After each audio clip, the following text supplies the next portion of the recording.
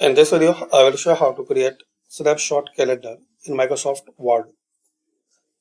So open the Microsoft Word, then new,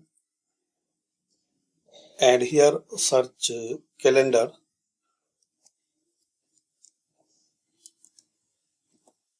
Press enter.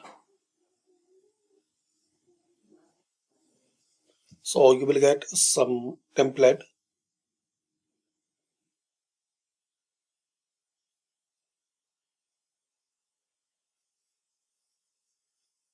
So select any calendar style like this one.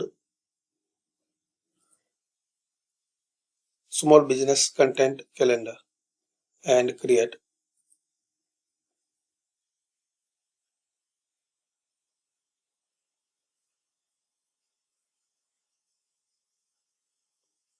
Enter your name, date, time, theme,